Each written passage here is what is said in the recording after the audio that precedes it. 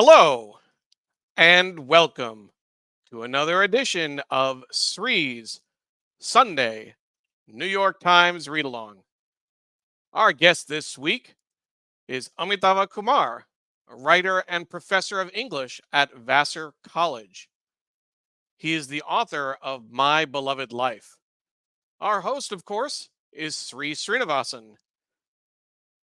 We're live on Facebook, Twitter, LinkedIn, YouTube, Instagram, and our Digimentors website. Please like, please comment, please share, please retweet, repost, all the things you do on social media to let folks know about this great conversation we'll be having today. For folks who are watching on replay, thank you so much for joining us. Feel free to comment wherever you're watching, and we'll try and come back and respond to you. But for everyone else who's catching this live, thank you for joining us on a Sunday morning. We'll of course be talking with Amitava about his book, about his other writings, his artwork, and we'll also be reviewing the Sunday paper with him. And Sri will have a couple of extra surprises to show, some pictures we have with Amitava that he'll explain later. Let's go ahead and welcome a few of the folks who are joining us this morning. Jonathan is watching from the East Village, offers greetings from there. Thank you, Jonathan. Rahadian is watching from Bayshore, Long Island. Rahadian, always great to see you with us. Jimmy Carter is watching from North Carolina. Thank you, Jimmy. Pradnya is offering a good morning from Silver Spring, Maryland, not far from where I am in Springfield, Virginia, part of the DMV, DC, Maryland, Virginia. And a good morning from my mom, wishing peace at Columbia University, her alma mater. She got her MSW from there a few years ago. Sri, of course, taught there for many years. So we will be talking about what happened at Columbia this week. But let me go ahead and bring on our host, Sri Srinivasan. Hey, Good Neil. Morning. Morning. So great to see you and great to see everyone who's joining us from around the world. Welcome to the show. We are delighted today to have with us Amitava Kumar. This is his big new book, My Beloved Life. Great photo of him in the back. And look at that. He only has one blurb on the back jacket. When it's from Sir Salman Rushdie, that's all you need. His novel offers magnificent witness is one of the lines in here. Just a great novel, huge look at it in the New Yorker the last week. So this is perfect timing. And we're thrilled for Amitava's success and thrilled to have him with us. You're going to learn a lot. You're going to laugh a lot. You're going to just have so much fun meeting Amitava if you haven't seen him in action before. He's a professor at Vassar College. We have a lot to talk about today. It's so much in the news, but we always want to start by acknowledging our team at Digimentors that pulls all this together. Thank you to Neil, our executive producer, and to Digimentors, for the company that we're part of that makes this show. We do all kinds of things, including shows like this. So if you'd like a podcast, let us know. We do marketing, we do PR, anything digital, training, workshops. We do event amplification. If you've got a launch, help us, hire us, and we'll help you blow it up. And we're also doing AI workshops and crafting AI policy for nonprofits and others. So get in touch about that. And thank you always to Muckrack, our company, the company that sponsors us and has been sponsoring us for years. Please let us know if you'd like to be a sponsor. And of course, check out muckrack.com. You can email me or Neil if you would like to get in touch.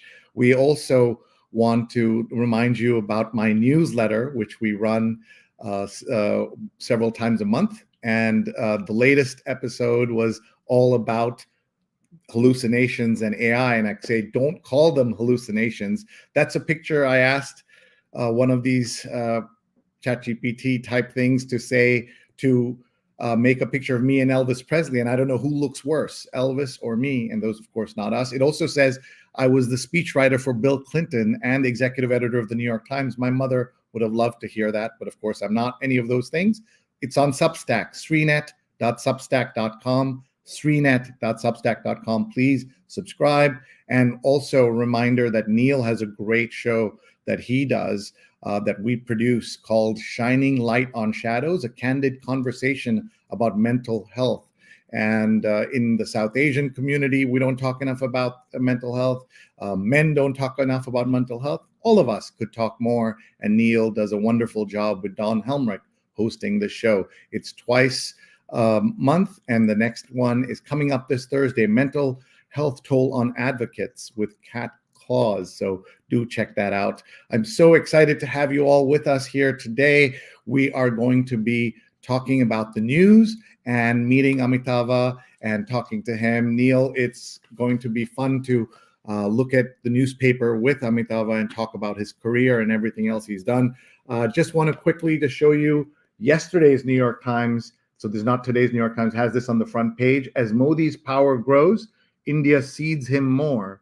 Strong, beloved hand whom critics see as risk to democracy. This was on the front page of the paper yesterday. Today's front page news, swimmers tested positive, then won Olympic gold. And here's ragtag resistance sees the tide turning. Victories give Myanmar's rebel fighters hope. When you heard that headline here, you might have thought it was about Ukraine, but it's not. The New York Times T magazine has 6 covers on this topic of beginners. Where do you, as a cultural creative person, begin your journey? And this is about this cover is Tyla's first album. And look at this, the New York Times Magazine cover is all about the modern love column, and the issue is called the Modern Love Issue. Neil and I hosted Daniel Jones, the creator and editor of Modern Love, on Valentine's Day about 4 years ago now. It was so much fun. You can go back and find that show at the archives. We've been doing the show for 8.5 years, every Sunday, 8 to 8:30 a.m. to 10 a.m. and it's recorded, so it's available on Facebook, Twitter, Instagram, LinkedIn, YouTube, and on digimentors.group. And we'll just take a look quickly. The book review cover is Out of Balance is the Anxious Generation. In Anxious Generation, this is about Jonathan Haidt's new book, says we're failing children and takes a firm stand against tech. So this is just a taste of the newspaper. We're going to read that properly with Amitava, but let's bring Amitava on. And there's the social media handles he's on. He's on Twitter at Amitava Kumar. On IG, he is at Amitava Writer, and he is a writer and a professor at Vassar College. And he's the author of so many books, including My Beloved Life. And this is what Salman said about this. This profound book is full of lives whose beauty lies in the wholeness of their telling. And his novel offers magnificent witness and is not ordinary, but extraordinary. Salman Rushdie's quote and blurb in the book. It's on the back of that jacket. So let's bring on Amitava. Hi. Hi. Oh, Thanks for having me over. Oh, I'm so thank delighted. you. Oh, no, so great to see you. Amitava, I put on my special India shirt because I had to upgrade my wardrobe for you because you're always so well dressed. Thank you. This shirt is from India too. Okay. It's from, I believe, so lovely. We are twinning. Yes. All good. Well, you're lucky you didn't, Neil and I didn't coordinate, because when I and our colleague Andrew Lee went to India for 10 days to work last year, we bought the same pink shirt. So we have 3 of these. And so I'm glad we're not all tripleting here. Yes. Thank you for being here. Let me ask you, are you a Sunday morning person? No, if my eyes look a little bit blurry, it's because I've just started drinking coffee about 30 minutes ago. I usually wake up closer to 9 o'clock. Okay. So, and here you are, camera ready at this time. Amitava, you've written so many books, fiction, 4 novels. Your book, Immigrant Montana, was on the best of the year list at the New Yorker, the New York Times, and President Obama's list of favorite books of 2018. Tell us how that felt. Oh, it was great. When the Obama announcement came, I was at my mother-in-law's house. I have always felt, always had this suspicion that she, how shall I put it? She hasn't quite seen me as a worthy candidate for her husband, for her child's hand. Here I was, her daughter's husband. But when that announcement came, she did pull out some dollars and said that I should buy a bottle of champagne and bring it. So I felt accepted in the family at that time. How many years had you been married at that time?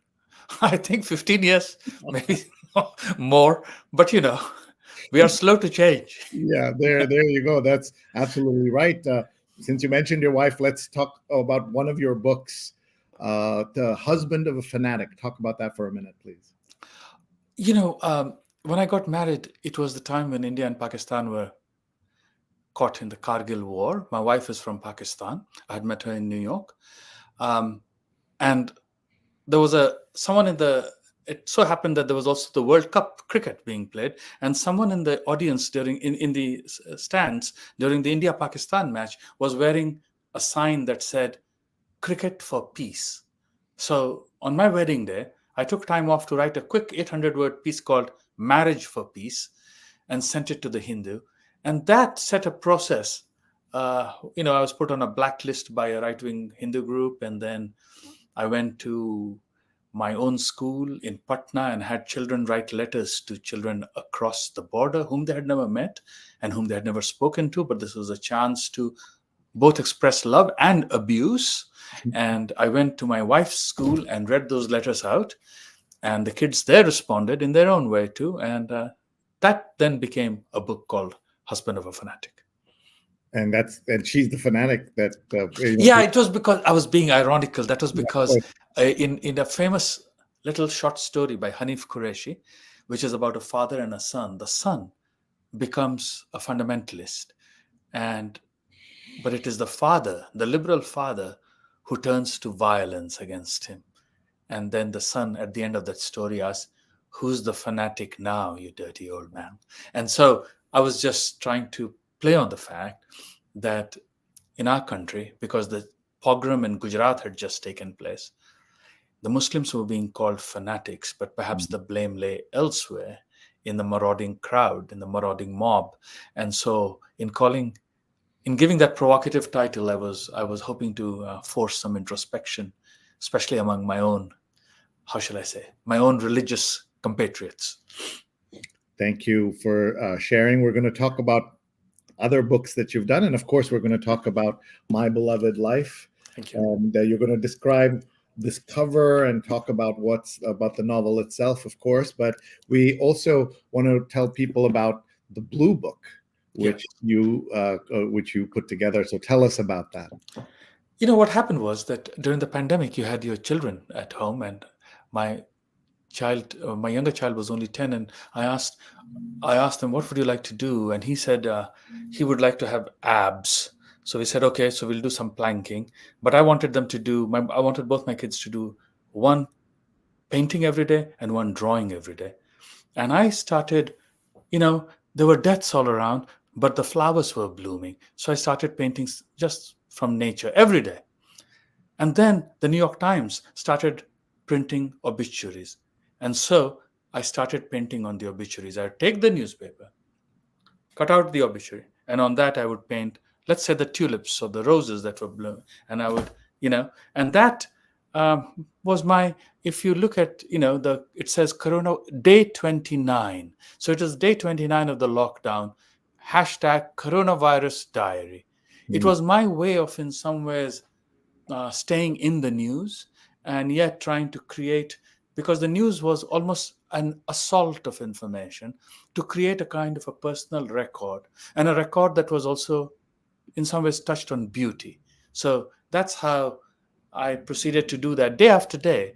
And then an agent in India, Himali Sodhi, said, "I think there's a book here." And then HarperCollins published it. One of the things that you'll see for those who are looking at it is that that's a page for the New York Times, those we have lost. I've painted daffodils that were blooming at that time. But I also point out because I was also keeping a journal. In my journal, I says, why was I writing a novel about the news? I had read a statement by John Updike that the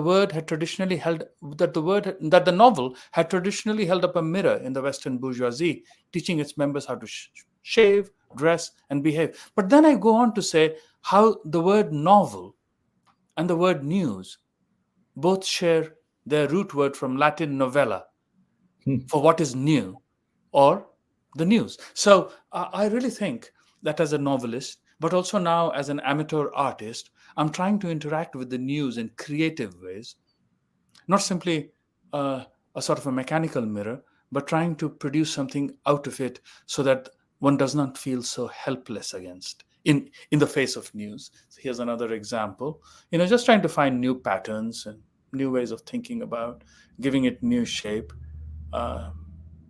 These are also, there was a headline that says, witnessing world turned upside down. And I just put some birds on it. And then there's that other bird. And that is because there was this, I read in the New York Times again, in its report on the Spanish flu in Philadelphia, that children would sing this ditty as they skipped rope in 1918. I had a little bird, its name was Enza. I opened the window and influenza, So, this is just a way of, I very strongly believe, Sri, and I tell my students that if you keep a journal, if you journal every day, if you write every day, if you draw every day, you are much more of a participant in the world. And I guess you're trying to do the same when you collectively read the newspaper every Sunday. Yeah. This is a side of you that most of your friends and fans may not know, but this is so beautiful. Thank you. I love that you're doing that. This is your response to the news. Our response has been to read the paper and engage with it. But this is absolutely fantastic. So congrats on that. Thank you. And you could be part of the beginners of artists. The New York Times yes magazine this particular week, the T magazine, not the regular magazine. We have so much to talk about, folks. That's Amitava Kumar joining us. He is home in Poughkeepsie in New York, near the Vassar campus, and it's just so great to have him here with us. Thank you so much, Amitava. We want to just say hello to a few more people. We said earlier that Jimmy Carter was with us. This is not that Jimmy Carter, but a good friend of ours. He's on the show watching us. Ken Fisher is watching from Cedar Rapids, Iowa. And many of your friends are products of the Iowa Writers Workshop. And Marilyn Zafert is the queen of Staten Island, and she's watching from sunny Staten Island. From Metro Atlanta, Nandita Godbole is with us. This is getting to be a habit. Thank you, Nandita. Please join us. Tag your friends. Everyone, tag your friends. Share this with your friends. They can watch us live or later. We're talking about the news. We're talking about fighting misinformation, disinformation. That's why we do this. And Jonathan says about being, we talked about AI a little bit. Fortunately for me, flaneur is still a bit beyond AI's reach. And he's a flaneur. If you don't know what that is, look it up. Naomi says it's a lovely day on the Upper West Side. And Jonathan says that the book review has an odd piece about Byron. That's interesting. And Stefan is watching from Ramsey, New Jersey. Always wonderful to be here. And Stefan says that's a great family inclusion story, Amitava, when you mentioned the book and your story. Paula is watching from Tallahassee, former producer of the show. Grateful to everything you've done, Paula, for us. And Pradnya says, always enjoy seeing what writers read. Love the Granta collection behind Amitava. He's been in Granta. And in fact, I wouldn't be surprised if almost everything there is that he has been in, because he's so prolific. And I want to ask him later, how do you write so much when you're so engaged with the world? A lot of writers, that's all they do. But he's a college professor. He travels a lot. He's a wonderful family. How does he do it? I want to know. Eric is watching from Canada. Rebecca from Hot Springs, Arkansas. Mukul is watching from Lawrence, New Jersey. Great to see you, Mukul. So much to talk about. And let's talk about this book. Oops, there you go. This book here, though this could also have been the cover, because all you need is Salman Rushdie here. So did that take some negotiating? I know he's a good friend of yours. No, he was very he was very kind. I sent the book, and this year I have a fellowship at the Cullman Center in New York Public Library. And there was a little commotion at the door on my very first day, and I heard my name being called out. And it was Mr. Rushdie. He had come to tell me that he was outside and being interviewed by German television, but he had been reading The Galley, and he said, "It's very good. It's very good." And then a few days later, there was a blurb. So I was like, Well, let's take a minute and just a shout out to Salman, who obviously went through a horrific attack, and his resilience, his ability to fight back the way he has by being a writer, and what a writer does is write. And from the book, I'm sorry, I'm not holding the book, but I'm holding it. Yes, here it is. There you go. This is the name of the book, the title of the book, to the jacket design. Everything is defined in the Rushdie way. So if you want to comment. Yeah, it's as a writer, not only did I sympathize with what had happened to him and the attack on a writer, but I was also very curious, how does a master writer approach something like this? How would he get into it? And it's amazing how direct and fluid his description. He very quickly just gets to the heart of the matter by addressing the attack, and then he pivots to talk about his relationship with his wife Eliza, because he's interested in showing how opposed to the assassin, who is the angel of death, is someone else who is the angel of love. And so he produces a nice triangle, and then again returns to the process of his recovery. So that's where I am midway through the book at the moment, and I'm seeing how he has constructed this story, both with directness, but also with a great imagination, so that there are quick essayistic riffs on where his free associating mind connects very powerfully and makes it a much more lively story. So I'm very excited about reading it. Thank you. And we always wish Salman the very best. And we love that he has not retreated, has engaged and been defiant, as we said. Folks, that's Amitava Kumar. This is the New York Times Read Along. We're about to talk about his book, My Beloved Life. Everyone should go get this at your favorite bookstore or online. And of course, we also encourage people to check out bookshop.org, which supports independent bookstores. And here we see the blurb that Salman gave him. It said, "This profound book is full of lives whose beauty lies in the wholeness of their telling." So if I read the rest of that, Amitava, it gives away a little bit about the book. So let's have you describe the book for us. I was on the Metro North going to the city when I read a little novella of Dennis Johnson's. It's called Train Dreams. It is about a life of a man in Idaho, an ordinary lumberjack working at the beginning of the last century. And even before my own journey had ended, I asked myself, what if Idaho was replaced by India? What would an ordinary life be like? I started thinking of my father, born in a village in Bihar in India, and I thought I'd write that story. A story of a man like that. How is an ordinary life? If you draw close enough and look at it and pay it attention, how is an ordinary life in effect extraordinary? And then once I had done that, I then thought of a line by John Berger, which goes, "No story can again be told as though it were the only one." It has served as an epigraph for novels both by Arundhati Roy and Michael Ondaatje. And I thought, okay, what other story can I put next to it? And I thought, how people, loving fathers, might actually be quite ignorant of the lives of their children, especially children of another gender. And I thought of my sisters, and I thought, what if this father in my story had a daughter who went to Delhi, for example, to study journalism, and then came to Atlanta, to Emory, let's say, studied journalism, and became a journalist at CNN, became a world traveler. What would she see? And with what eyes would she see the world? And so that's what I have done in the book. It's a story, My Beloved Life. The line, let me end this, answer your question by saying this, the title comes from lines by Louise Glück, our last American Nobel laureate. It says, "Death cannot harm me more than you have harmed me, my beloved life. So that's what it is. There it is, right? Right. Yes. It's beautiful. One of the things about the book is because you only used one blurb in the back and this magnificent photo of you. By the way, you want to give a shout out to the photographer, Yes, the designer? Beowulf Sheehan is the photographer, Mhm. and the designer is Oliver Monday. I'm very grateful to both of them for the elegant presentation of the book.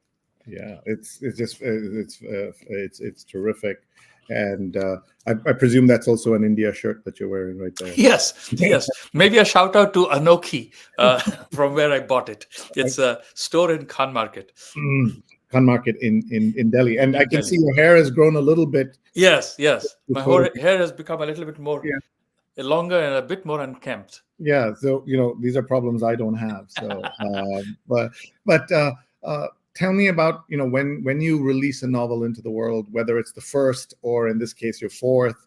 I'm sure a lot of the feelings are the same. How have you grown as a writer and a human being in that journey from your first book to now? What is it? 8, 9, 10? Talk about a little bit about that. In the beginning, there's always the anxiety to just be able to complete the book. You do not know whether you can ever complete it. Certainly, that's true in my case. And then you write another book, and then you think, is this a part of a particular journey? Do I have a voice? Is this voice something that is distinctive? Is there a certain way in which I construct my sentences which unites all these books? And is there a theme that I'm trying to pursue? So those are some concerns. As a career grows, as a body of work grows, you begin to be more engaged by. And in my case, I think, all right, what are the marginal or unnoticed stories that I'm bringing to light? And how am I doing that in sentences that are not too ornamental, that are actually, in some ways, even understated and always true? So those are my preoccupations now. Do I still read reviews? I am. I'm very anxious about them. And at the same time, I struggle to rise above them so that one remains indifferent to the result of the work and works hard at doing better work. And that's why I like this remark that Jeffrey Eugenides had given to young writers: write as if you're dead, by which he meant, strike the posthumous pose because you should not care for awards or for praise. Do the work that you feel only you can do. So, I mean, at 8:30 in the morning, maybe this is too heavy a talk, but that's where, about entertainment, entertaining, being dead. But, that's something I want to cultivate. I'm just expressing an aspiration. I get that. This is it's another way of saying, dance like no one's looking, just do it for yourself. And we say this in the digital world.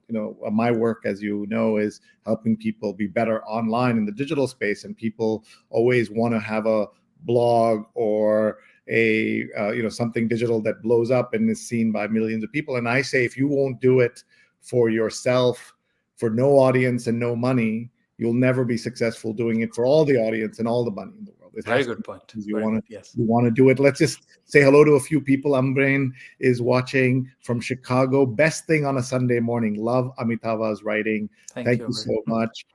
Sudha says, Amitava, this is Neil's mother. I'm so glad you talked about your personal story. Must have gone through a lot of social injustice when you married your wife. So that's nice. And then Nandita says Anoki is a favorite among so many expats. People going back to India, and of course Fab India is another one that's like that. And Rajan says, I'll be reserving my beloved life at my local library. I look forward to reading it. Thank you, Rajan, for doing that. We love libraries. We support libraries. And the book is available everywhere, including in an audio book that Amitava has read. How many takes did it take? There are some lines that they would like you to read again, but it was quite effortless. My producers were very supportive. And this was the third book I was doing the Audible for. So it was okay. It was more than okay. And Naomi says, love the sage advice to writers. Kill your darlings. Another way people say before, folks changed it, people say things like drown your kittens. And what this means for the non-writers is that you fall in love with specific things, and a reader, an editor, a teacher, a coach, a mentor can look at that and say, you loved it, but it doesn't belong here. And that's the hardest thing, right? You teach young writers as a professor at Vassar. Talk a little bit about that. Yeah, and in some ways, the answer to that question is also related to a question you asked earlier about how does one manage to produce work. I tell my students that you have to do a simple thing. Don't just have a modest goal of writing 150 words every day. And you should walk mindfully for 10 minutes. By mindful walking, I'm taking this lesson from a Buddhist teacher who said that when you walk, believe that you are planting lotuses with your feet. So just a quiet, meditative walking. That kind of activity allows you to be creative and imaginative. And I say 150 words because that's the amount you can very easily produce. In fact, when they are stuck, not necessarily with my own classes, but if they're writing a sociology paper or a history paper, I say, just try to cover a post-it with words. Write a sentence that covers a post-it. And the trick or the miracle of writing is that once you have started doing that, more words follow, more ideas come into your mind. And so I have been telling my students that in some unrestrained way, start writing 150 words. A part of the practice of journaling also is that if you do your morning pages and just write for 15 minutes, let's say, anything, what you see outside the window, maybe the news that you have heard about, maybe you were watching Sri live and a thought came into your head and I thought, yeah, I can do that. And you started journaling. Just do that. It releases something in us. And then you don't wait for inspiration. Inspiration comes to you every day at the same time that you're working. That's beautifully put. Folks, we're live on so many channels: Twitter, Facebook, YouTube, LinkedIn, Instagram, and as well as digimentors.group. Please tag your friends. Even if they can't watch us live, they can watch us later. This will be on all the channels as soon as we're done, and you can go see our archives there as well. Ruchira Gupta is watching on LinkedIn. Hi, Ruchira. She's the author of I Kick and I Fly, a best-selling international success. And she says, or write as if you are so alive that it throbs on the pages. So that's another way of thinking about this approach. It is so hard to, when you're not yet a successful writer, you have so many doubts. So how do you talk to young people about that? And tell us also a little bit about your Vassar College students and for what it's like to teach on Vassar. I happen to be on the campus this week. I missed you because you're on your promotional tour, but what a gorgeous campus and so much. It's a beautiful campus, yeah. About an hour and a half outside Manhattan. Yes. This college has had a good tradition of having writers as its alum. Elizabeth Bishop, one of the best known American poets, studied here. Marilyn Moore, who wrote The Group, was here. Meryl Streep. Meryl Streep, the actress, yes. And there are good writers who also work on faculty, whom I respect a lot. The students here have gone on, or at least my students, because they have gone on to great careers in publishing and in writing, in law.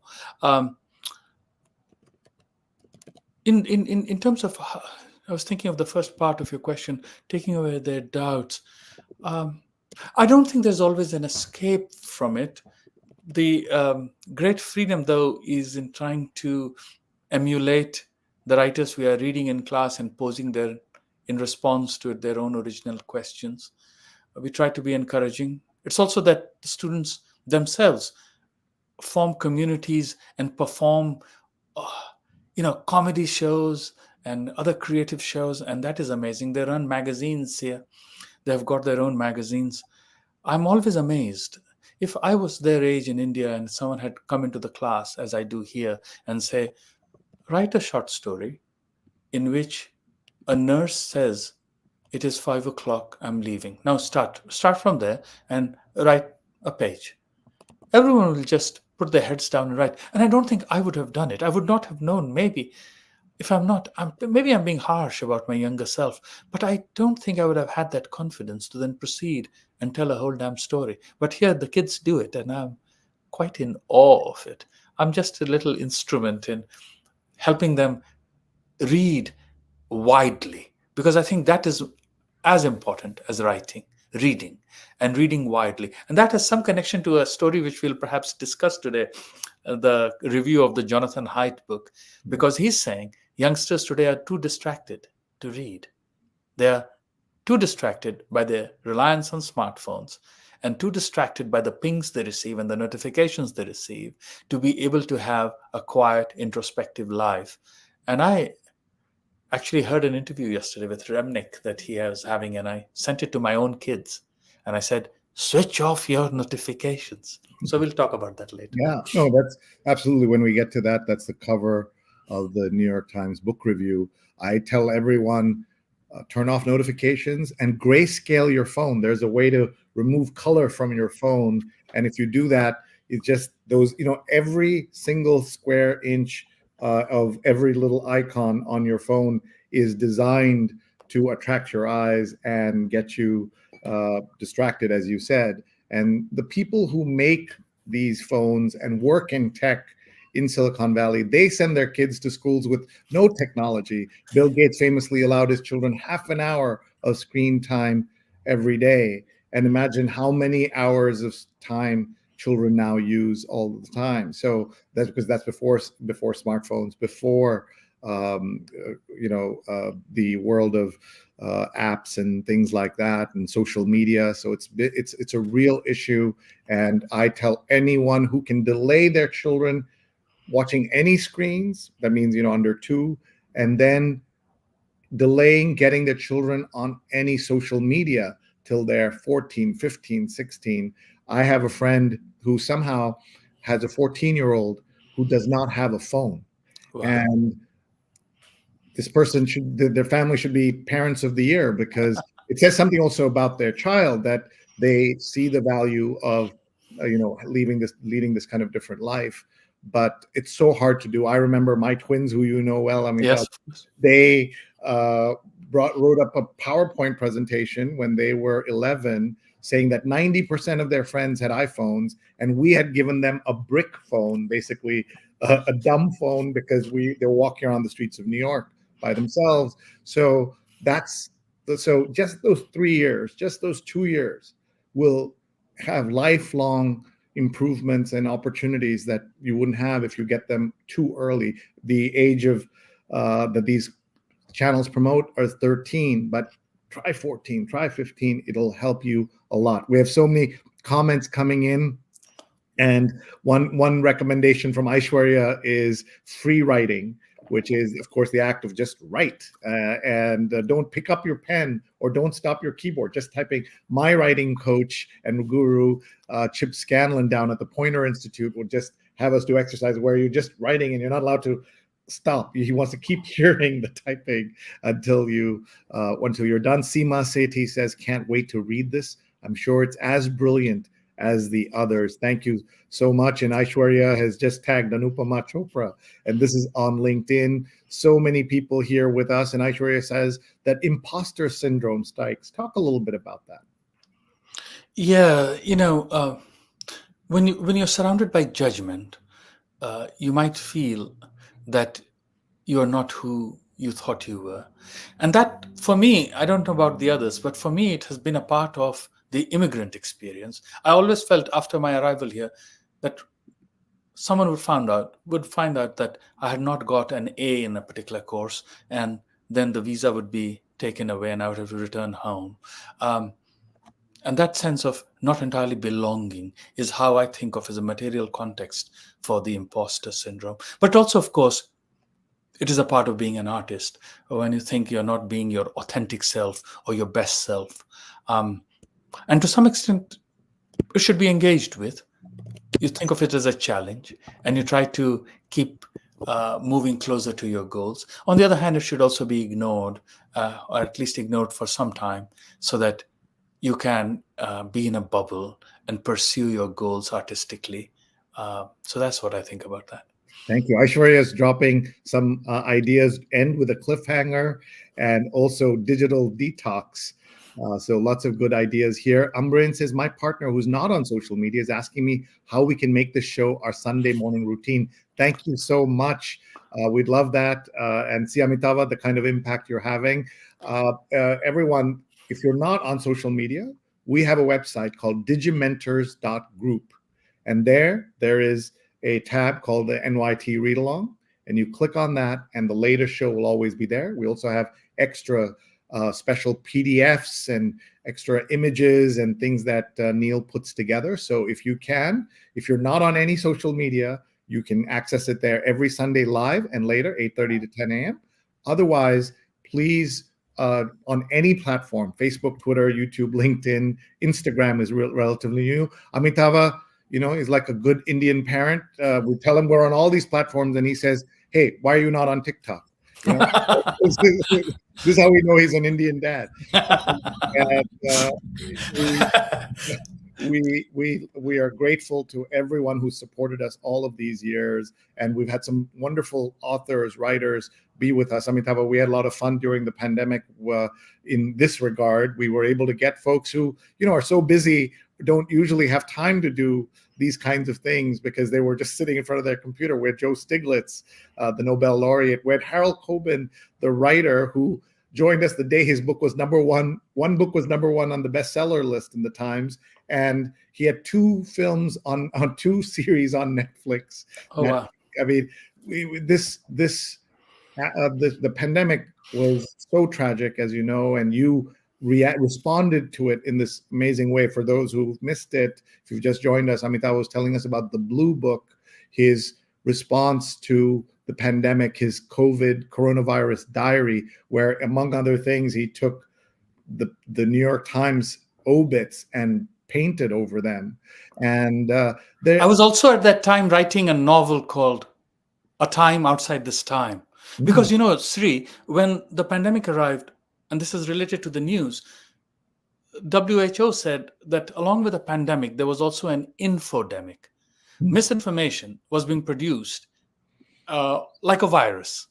And so I was trying to understand, what is the role of fiction during the time of bad fiction called fake news? So as I was doing the journal and writing, I was also every day trying to write down what I was finding about fake news. Ernest Hemingway's dictum about writing was, write the truest sentence you know, one sentence.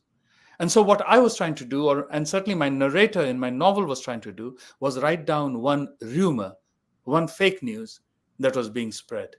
And that novel is then an account of how to check the velocity of lies and how to think about our internal lives and telling stories that then binds us to truth in the face of fake news.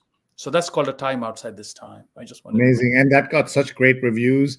As Satya uncovers the truth of fiction, Kumar provides a shimmering assault on the zeitgeist. And I remember this quote from Ayad Akhtar, the Pulitzer Prize winning playwright, who says, Kumar's marvelous book channels Orwell in its outline of our dilemmas with disinformation. Sensuous and searching, there's an absorbing portrait of an inspired artist in the midst of our maddening cultural moment. And one of the things that we always are so happy to see, how writers support each other and help each other. And that word collegial, it really means something when people are like that. And that's beautiful. Folks, that's Amitava Kumar. I'm Sri Srinivasan. This is the New York Times Read Along. We do this Sundays at 8:30 a.m. Eastern. We want to tell you that we're going to be reading the newspaper very soon with Amitava, but wanted to hear a little bit more about the book so that people know that they have to go out and get it. Tell me about the appearance in the New Yorker, and that was all over the place. So talk a little bit about that. Yeah, Sri, about 20 years ago, when I think your twins were born around the same time. When my first child, she might have been, I don't know, 2 years, so it's 18 years ago. I was sitting in a cafe and I read a review by James Wood of a man who has now become a friend of mine, David Means. And I thought, what would one need to write to get this kind of specific and close attention that this critic had lavished on this work? It was attentive and imaginative, a wonderful creative response to what was the invention on the page. And so it was a long held dream of mine that was fulfilled when in the April 8th issue of the New Yorker, there was this several page review by James Wood. I was enormously flattered by it. I sent out an appeal on Substack to all my friends that everyone save your copies of the New Yorker and give it to me so that I can plaster the walls of my study. All the rejections that have so far been put up there will be covered over by this review. Many people have come to my readings with their copy of New Yorker to give it to me, so that it has become a little artistic project of mine. I was just thrilled to read it. And but I should also tell you that I sent notes to my old Vassar students who are in my writing classes.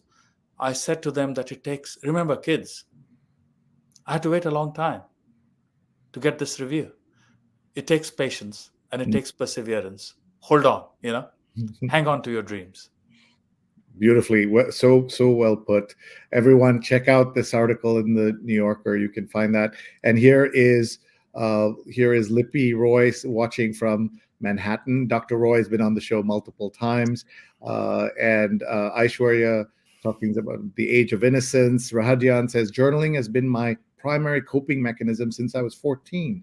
I was once thought to be a math whiz, but if a girl didn't like me, I would not start doing quadratic equations. And Ambrain says, Amitava's passport photos, which I came across in Jamia, Delhi, inspired my film about the immigrant taxi driver who came to America to become a filmmaker. I don't know if you knew this fact. I did. Ambreen is I was giving a talk at Jamia Millia a year or two ago, and I saw her name as the prize winner in English, I believe, in the honors. And then I have known she would write to me on Facebook. And so I've known that she's a filmmaker and a professor now. So congratulations on your own journey, Ambreen. One of these days we'll meet. Awesome. Seema says, I'd like to thank him generously for allowing me to use his Delhi Transportation Corporation bus pass photo in my book 80s. That's amazing. Yes. What happened was that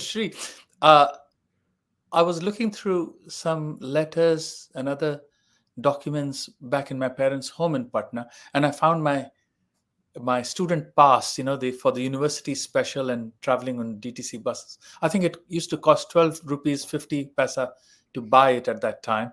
And I had posted it on Twitter, and Seema had written and asked, can I use this in a project of mine? And it was a very imaginative project. So I'm glad it served some use. Thank you. Excellent. You mentioned Patna, so we want to do a little shout out to your home state of Bihar. I have in my hands yes, Bihari literature, edited by the diplomat, writer, and poet Abhay K. And you have a story in here. This is an incredible book that I recommend to everyone. You have a short story in here called The Rat's Guide. Talk about that. Well, David Devidar, the legendary publisher and editor in India, he called me one day here in Poughkeepsie, and he said, hey, we are going to do a series of books on cities, on Indian cities. We are going to start with Patna. It's an old city. We'd like you to write. I said, sure. A short book, he said, a short book.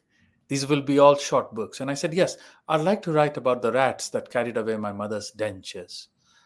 And then I said, and the rats that the police commissioner in Patna has said have drunk all the confiscated liquor. And I explained that to David but I was also thinking of myself as a rat who has, abandoned the ship and abandoned his parents who are aging in Patna. I'm the rat. So it just was an inquiry into rats that had so eroded the platform, the railway platform, that the platform had collapsed, and the library in Patna University had been closed. So a book came out. It was called A Matter of Rats, and that's where Abhay took that piece from. And just yesterday in the mail, I got a book called In Search of the Indian Village, and that too has the same excerpt. So there are some remarkable pieces in this book. Translated from Urdu, translated from Mathili, translated from Bhojpuri and Hindi. So just the richness of that, cultural richness of that state comes alive there. It's amazing. I was in Bihar for the very first time just before the pandemic, and a few days before the pandemic, in fact, and wanted to get to the Patna Museum. Yes. The museum was closed when I was there, but I did get to eat in that wonderful restaurant they have. They're called Yes. Patna.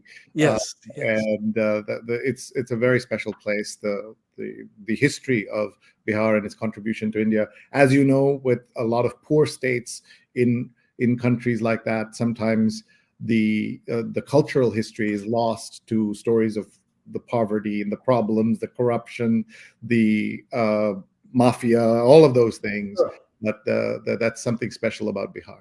Yeah. Yeah.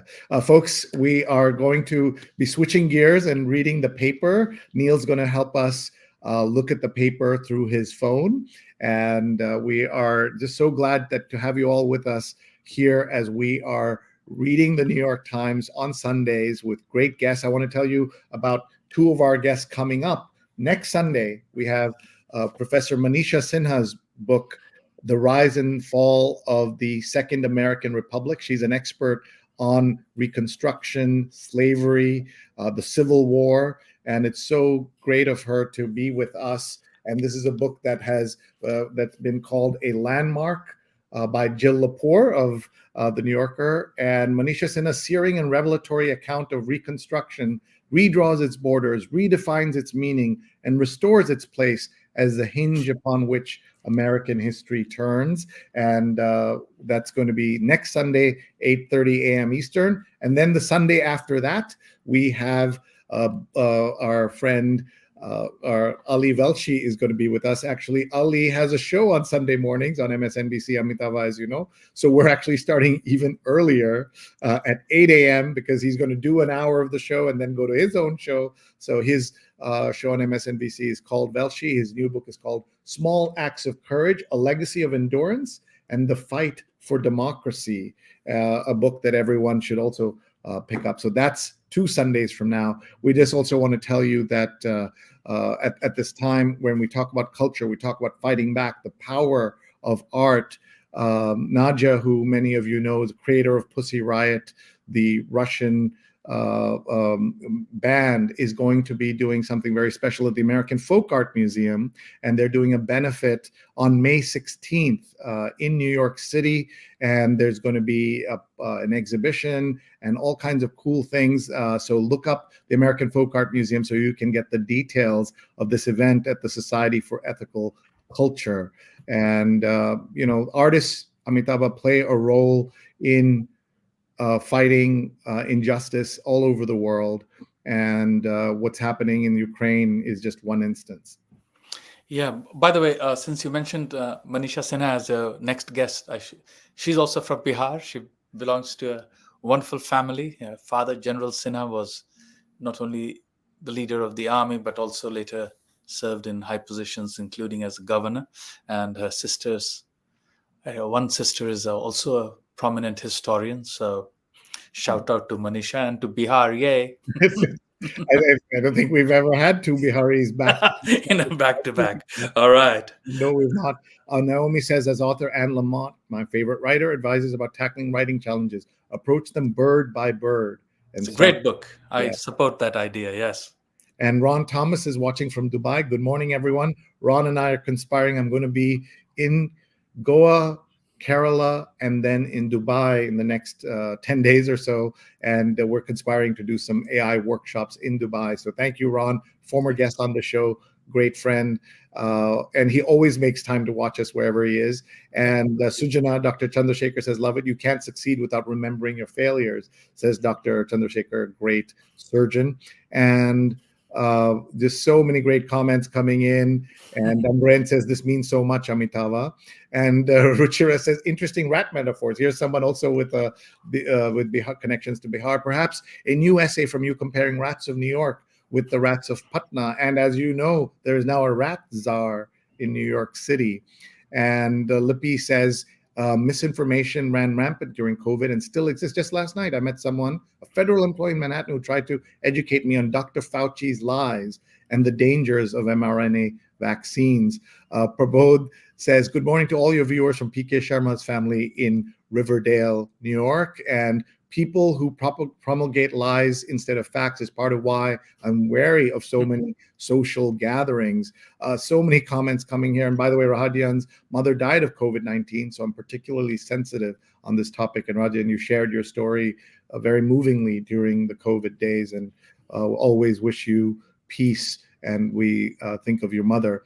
Here's a comment. Suha says, I was the sole pediatric rheumatologist in the entire central Wisconsin, treated COVID-related hyperinflammation in children, and my wife was a busy OBGYN in Queens. At the height of the pandemic, when my weekend trips to New York were suspended as we were mortally afraid of the virus, as well as the information and disease mismanagement, as well as back home in India, little did we know that we found great solace in Amitava Kumar's writings. That's so beautiful. The whole piece, the whole post is on Facebook, so you can go look that up. Suhas Ganguly, thank you for sharing that. He's a doctor. He came to a reading I did at Columbia the other day, so I met him. Nice. And Rajan says he's grateful. And Lippy says on his show, we not only discuss COVID, but also pandemic-related burnout. And Lena says, all these amazing ambassadors for Bihari culture. Would have been amazing to have this cultural richness growing up as a second-generation American-born Bihari kid. And as I said, someone from Kerala, where our culture, and a lot of people know other things about Kerala. I think Bihar was, among many states, kind of what was known about Bihar was very little because of the media, because of movies, things like that. And it's just, stereotypes are always bad, and that's what happened. Okay, Amitava, are you ready to talk about the paper and talk about? Yes. Okay. So the two stories, the front page stories of the Times. Neil's going to show the paper properly, but I'm just holding up here. The two stories you might have thought one would be about Ukraine or what's happening at Columbia, but the lead story, swimmers test positive, then won Olympic gold, about the Chinese team allowed to compete in there was a cover-up in Tokyo. I've not read this story, so I want to check that out. And the resistance here and the fighting here is actually about Myanmar, a place that I lived when it was called Burma, thanks to my parents. Victories give Myanmar's rebel fighters hope. And also on the front page, $95 billion bill for 3 allies passes in the House: Ukraine, Israel, and Taiwan. And gut check for women's hockey. A new pro league is taking root, but it can't seem yet to find an audience in New York. And one town's homelessness fight could reshape a national crisis. This is in Grants Pass, Oregon, which I've not been to. And finally, on the front page, streaming TV becomes world of must cancel repeat, watch cancel repeat for nomadic subscribers. In fact, last night I was at an event where somebody said that someone in the marketing business of streaming platforms said the problem is it's too easy to cancel your subscription. Cable companies made it very hard to cancel your subscription, if you remember. And the king of all of this was AOL. I remember trying to cancel my dad's AOL account, and they made me feel so bad that if I did this, the agents' children would not eat. And they just used every trick in the book to try to keep us there. And we canceled. And then they said, we're giving you 6 months free. I said, I don't want 6 months free. So before we go on, just your relationship with streaming platforms. What are you watching now? What are the things you're interested in? And Neil's got the paper ready there for us. Well, Sri, the reason I'm able to do work is because I don't watch TV. So except The same book that says that you should do 15 minutes of, or 3 pages of writing in the morning, that person, the author Julie Cameron, also says that have an artist's date, do something for yourself every week. So I'll sometimes on Mubi I'll watch a short film if the whole week has passed without my having watched anything. Like, I watched a film on Agnes Varda just the other day, and sometimes I've also watched this Money Call movie recently. But sometimes I'll just go on YouTube and watch a documentary about a photographer or about an artist. So that is my only somewhat narrow relationship to streaming platforms. I'm sorry to. Yeah. I hear you. I just want to acknowledge all the people who are retweeting us on Twitter: Joel Whitney, Salil Tripathi, Ashish Basu, Shashi Balamkonda, Craig Newmark from Craigslist has retweeted us, Stephen Kaplan, Prashanto Roy, K.N. Vinod, the great chef and cook and restaurateur in DC, and our friends at MEO Jobs. Thank you, everyone, for sharing this.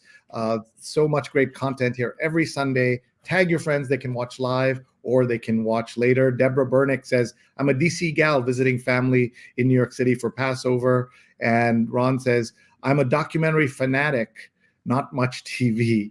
And understand. All right, Neil, let's take a look. We saw the front page, so maybe we can go to one of the other sections or Sure. whatever you'd like to take us to. The arts and leisure. There we go.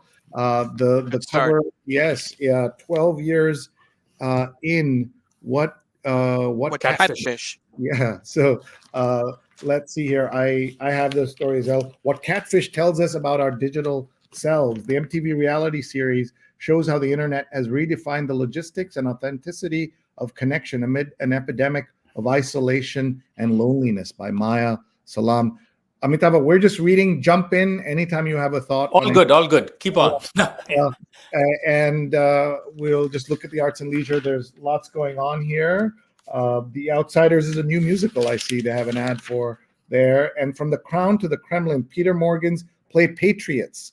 Someone really suggested everyone should see this. Shows Putin's rise to power. And it's an unusual arts section story by Maureen Dowd, of all people. There's something very male, very violent about this play. No surprise there, I'm sure.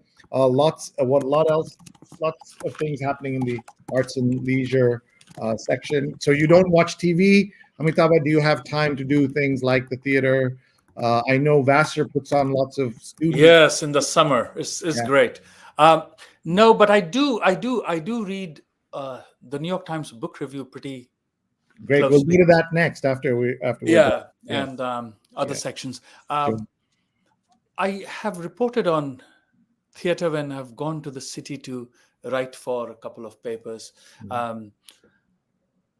I used to get the Sunday paper here, and I'm sure many of your listeners are much more religious readers.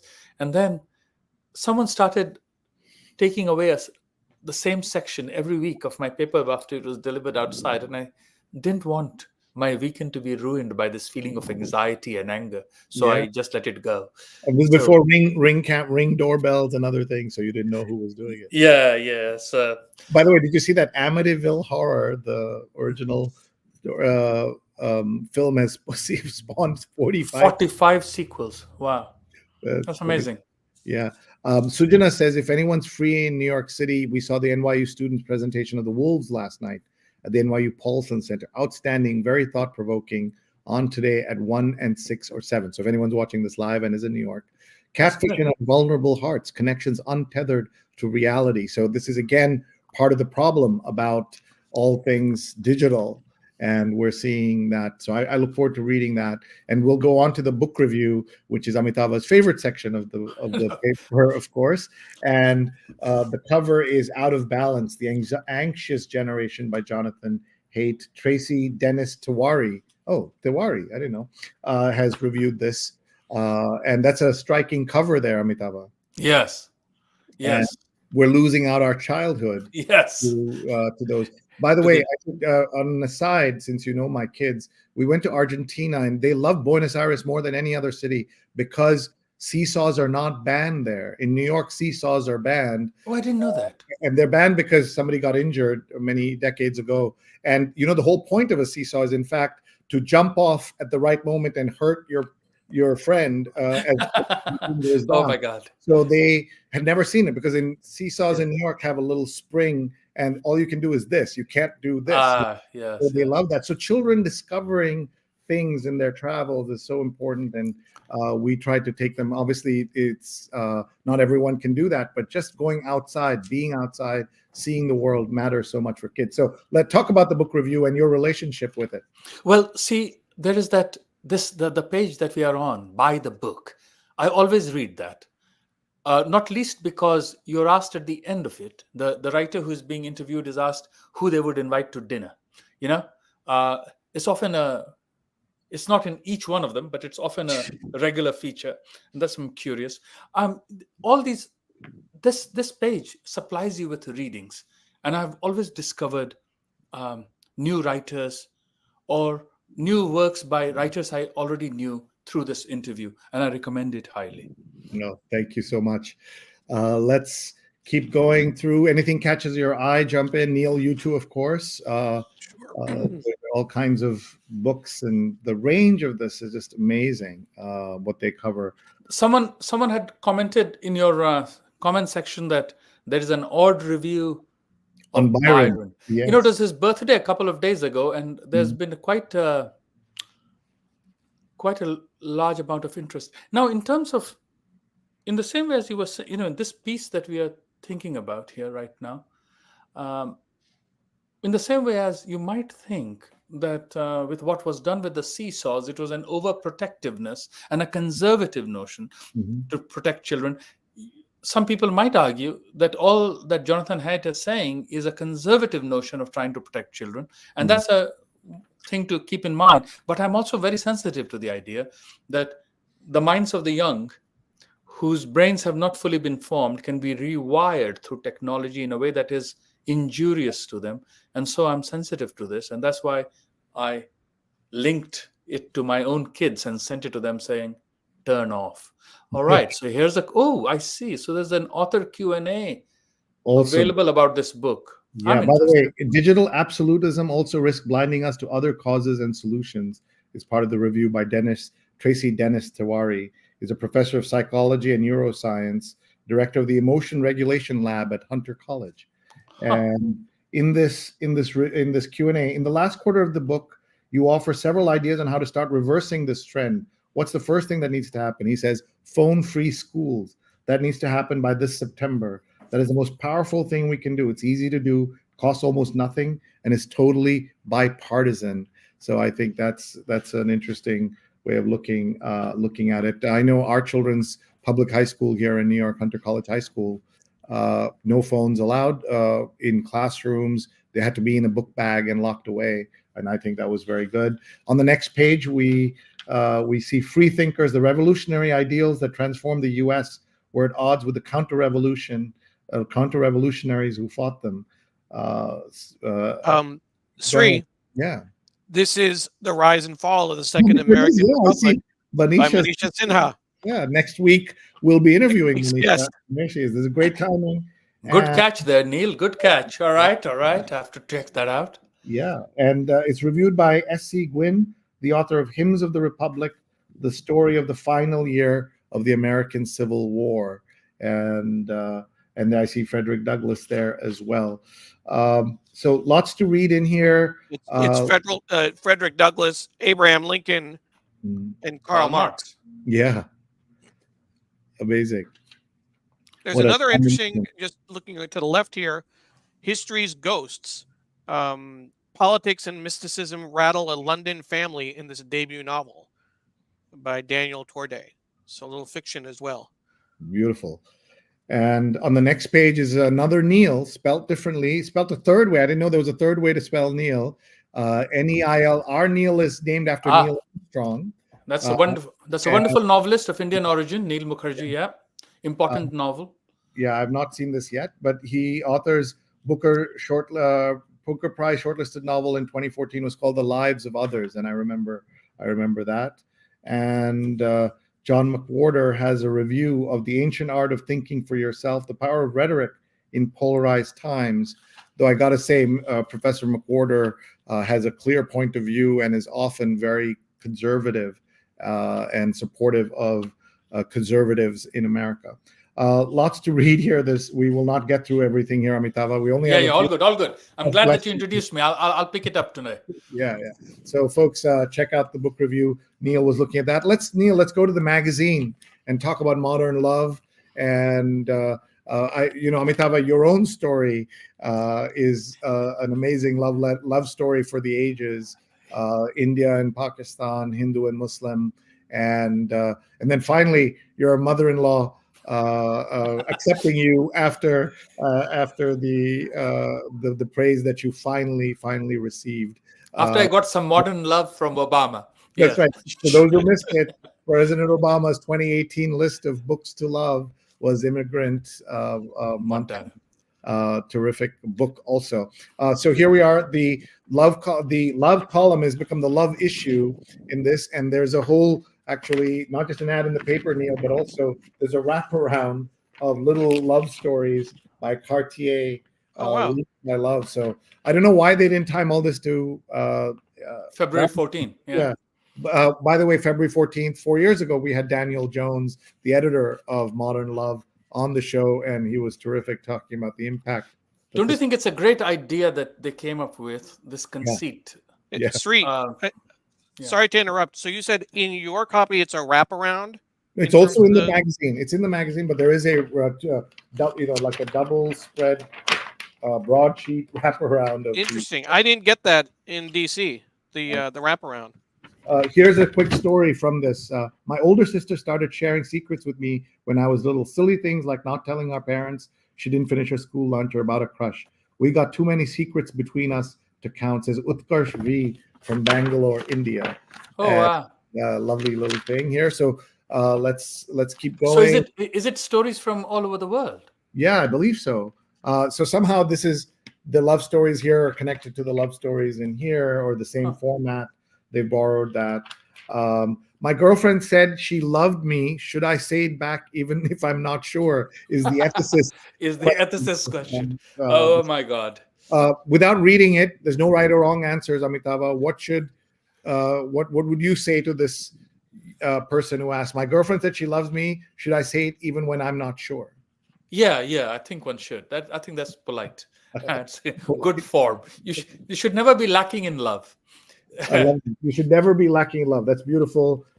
Here is Neruda's love poems is on the next page, and about the great Pablo Neruda. And letters of recommendation is that we should all be reading love poems. Lessons from the Chilean poet's mind-bending verse. And so, if you have any thoughts on Neruda, please jump in. Yeah, I mean, people quote his lines so much. Yes, I want someone with a better memory than me can quote right now his line about, I want to do to you what the rain does to the cherry trees, stuff like that. It's great. I've in my late teens, I too have been guilty of quoting him to quite a few people. I knew South America was my place when I found an older woman collecting change on the metro while reciting Neruda's 20th love poem. That's the beautiful. Other passengers mouthed the verses with her. Oh my God, that's beautiful. How wonderful is that? And Rahadian says, love Pablo Neruda's work. Thank you. Thank you, Rajan. So much again. Also, a shout out to Arlene Schulman, last week's guest. Yes. Who's joining us from Inwood in Upper Manhattan. Yeah, we took a great picture with Arlene and the 3 following authors. So we have 4 folks with us. Arlene Amitava was the subject of the widely circulated story about her living in one apartment for 30 years. I saw it. Yes. Yeah, you saw it. And Ken says, Craig is a mensch. She was a guest here at least once. No, this is because Naomi recommended that we get Craig Newmark as a guest. He has so much to share about his dedication and support of quality journalism, and he has a great sense of humor. Yes, we were lucky to have him as a guest on this show. And Lena says Neruda's political resistance poems are also poems of love. Necessary reading. Thank you. I agree. Thank you for sharing that. There's, again, so much to read in here. Did we sign you up for a 5-hour read along? We would have got through that. Neil, let's keep going. Sure. This is a modern love issue.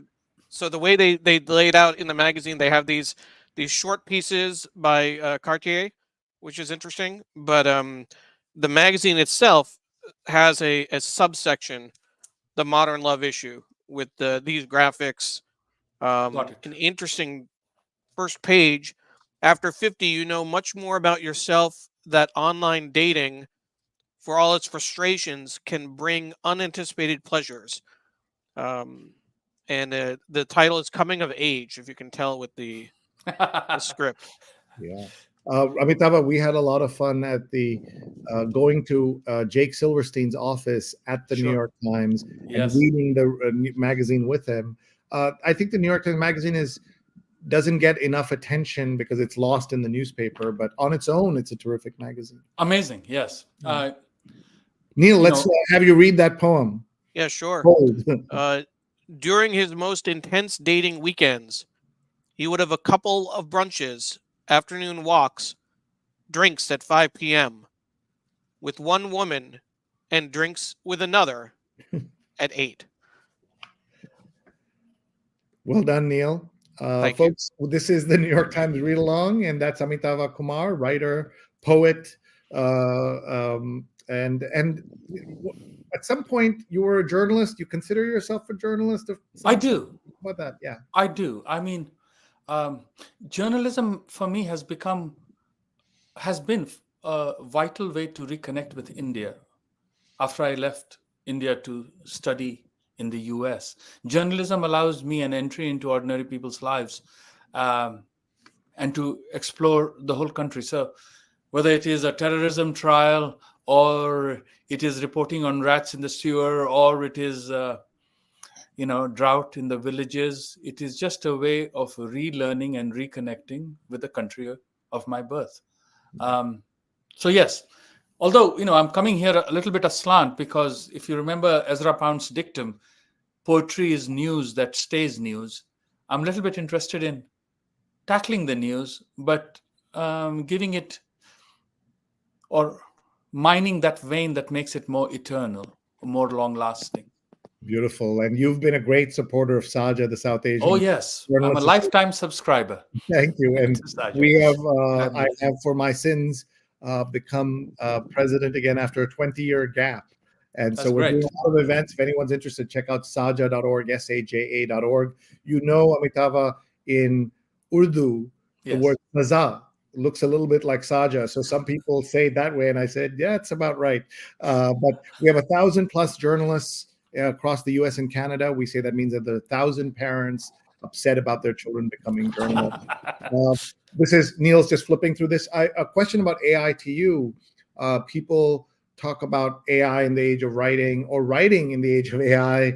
What do you tell your students about the value of— I use it as an exercise in my journalism class, where I, having proposed a topic, I asked them to use AI to come up with further prompts and a structure.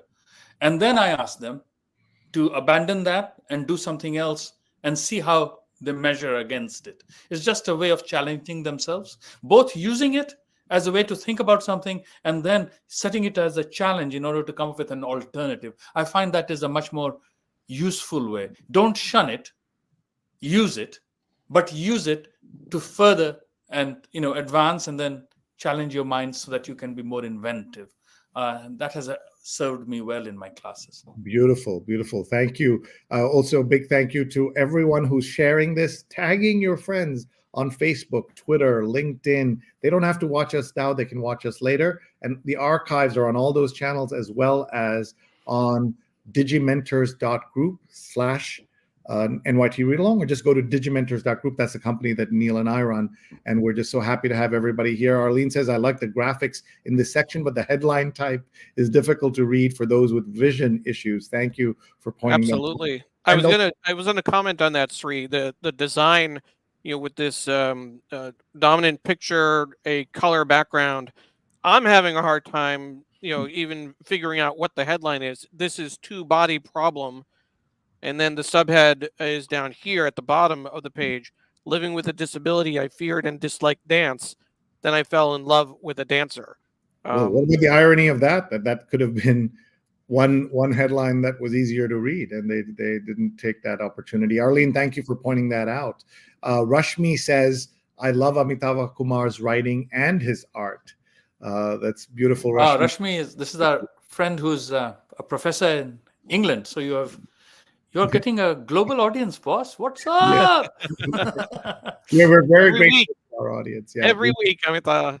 All right. Global audience. Yeah. So, Neil, let's wrap this up because we don't have enough time with Amitava. This is so great that we could read the paper with you, Amitava. So, one quick thing though, Sri, I'll take 30 to 10 seconds. Please. There is a section today, as you pointed out at the very beginning, called Beginners. So a shout out to Atish Tasir, who has a piece there about writers as beginners also. So folks who are interested could check that. Look at the cover difference. Look at this. He got that cover. I got this cover. That's amazing. And all right. Yeah, that's pretty cool. So Atish, we will read your piece in this, and there's just so much content that we've never done the T magazine justice. It's mostly design, it's mostly fashion, things like that. But this that's one of my regrets about the way we do the show. We just haven't had time. We've got to Neil approach this in a different way at some point. And then just very quickly, the Sunday Business cover is let's see what does this say? The voice of problem gambling. Craig, bombastic sports broadcaster, has turned his own addiction into radio, and he has a big show here with Boomer and Carton, which is a big sports radio show here as well. And then we don't have time to get into it, but the Sunday Opinion cover is Gaza is Biden's war now. And if you ask any of those students at Columbia who are protesting, they will tell you that students have walked out in support of the Columbia students at Harvard, at Yale. And for those who know that I spent 20 years as a professor there, the rules at Columbia say you bring in the NYPD as a last resort, only after you've tried everything else and there's imminent danger to people and property. These folks on Thursday were protesting in peace with no danger, and they made it the first option rather than the last. And Lydia Paul-Green yesterday had a wonderful op-ed about it, and I'm surprised, Sri, sorry for interrupting, that today's front page has no coverage of the protests at Columbia. So I was a little bit surprised. I'm sure it's inside Amitava, but there must be, yeah. But New York paper, big thing happening in New York with global implications as far as I'm concerned. Right. And young people protesting war, young people speaking up for peace. I think we should encourage them. Sure. When politics comes for theater, James Shapiro has a piece in this. He's a professor at Columbia, best known. He's a great Shakespeare scholar. He is. Yeah, the suppression what does he have to say? Productions in high schools has a grim historical precedent. So he's talking about that. So let's move on, Amitava. I'm just pointing out, I'm not seeing the Columbia article in the here we go. Yeah, there's got to be something there. Yeah, page 22. Yeah. Cool. After arrest at Columbia, students face more fallout. So it might have been the day before.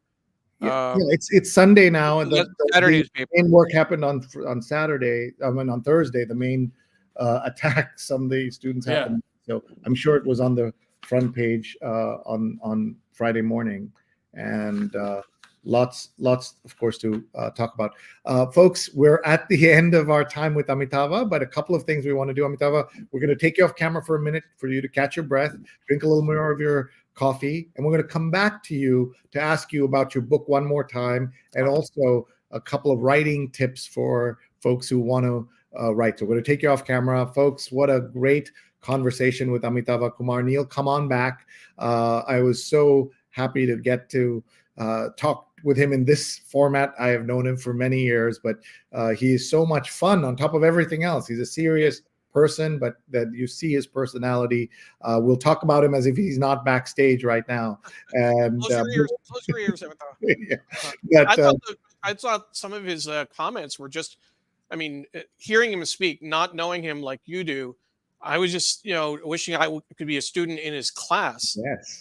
Where he was talking about meditative walks, Sure. and how he approaches his viewing habits, just occasionally, even like what he does watch, artists and photography documentaries. Yeah. So intentional and so focused.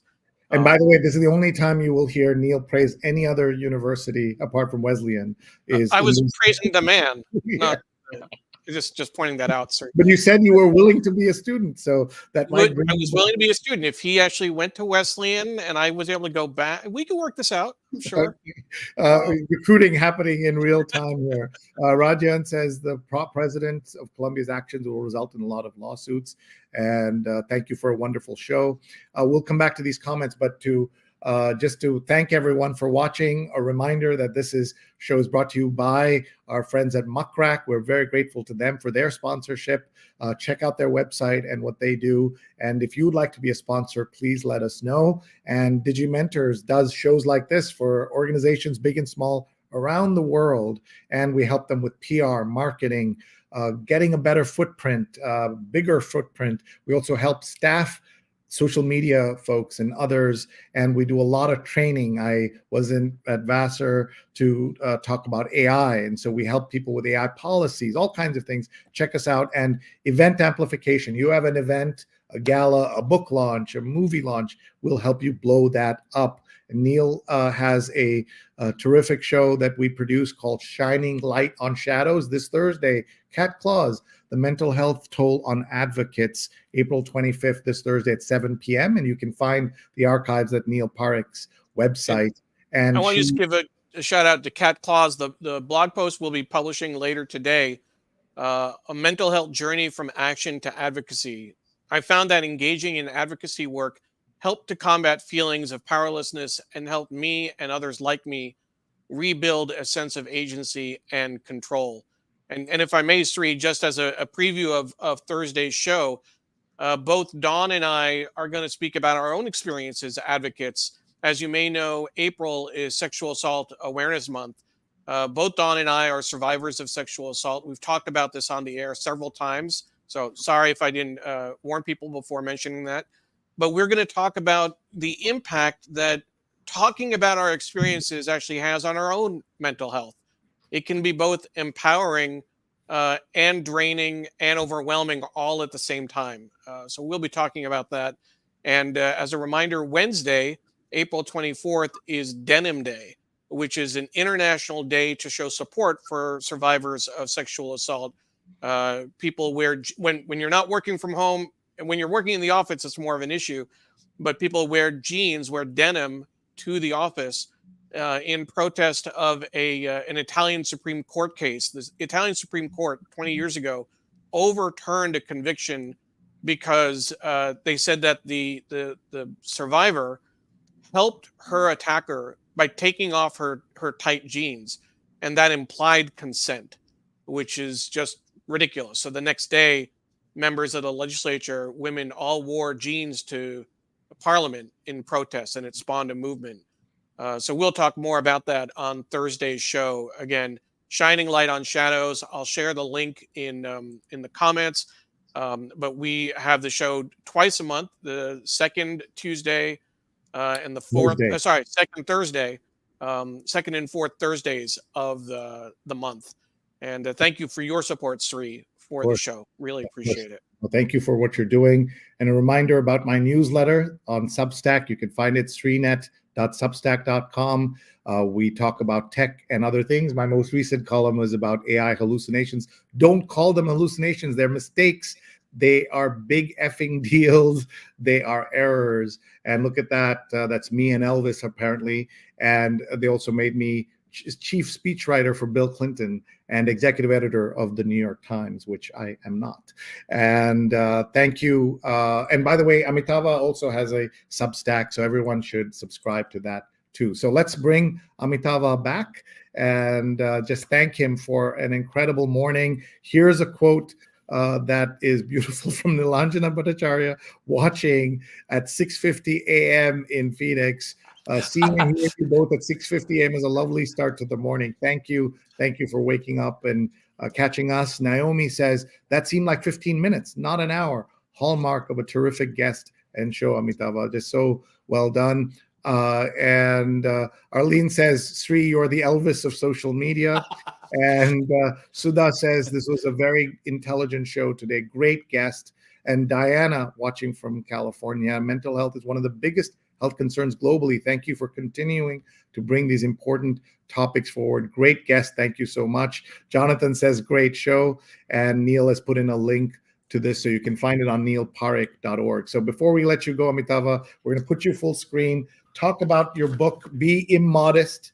Talk about the book, why everyone should get it. And then I'll also ask you for, if you can, just add in a couple of writing tips for those of us who want to grow up and be you. Yeah, well, about the book, I really think when James Wood says the heart is everywhere in these pages, I felt terribly affirmed because I thought, how does one write with an openness and with enough skill that what you're expressing comes out in a purer form? So I'm happy about that. If people read it and have find something to like, that will be great. About writing tips, if you just Google Amitava Kumar and rules of writing, you'll find 10 rules of writing on LitHub and other places. It's also a part of a book I wrote called Every Day I Write the Book, which is a bit more demanding, but also more extensive. It includes, among other things, advice about taking naps. It's very important, especially if you're South Asian. If you take naps, you're a better writer. So I recommend that. But also, of course, I recommend daily writing and patience and perseverance. Thank you for having me on your show. I enjoyed this very much. Hope to see you. Before you leave, I just want people who might be wondering about this title. It's from Louise Gluck's October. Death cannot harm me more than you have harmed me, my beloved life. And just the last few comments. Umbrain sends you 3 hearts. That's better than 2 thumbs up. Subhasina says wonderful. And Ron Thomas says Sunday morning master class. And there's the 10 rules of writing by Amitava Kumar. Neil, let's link to it on our Digital Leaders page. So all the links that we're talking about will be there, so you can take a look. Everyone, get My Beloved Life and check out Amitava's Substack, his website, all kinds of cool stuff. We're very grateful to you, Amitava. Thank you so much. Thank you. Thank you. It was an honor. Okay. Bye, everybody. Thanks for listening, everyone. Thank you. Bye-bye. Have a great week. We'll see you on Sunday. Yes. Bye. And this is the book on Sunday.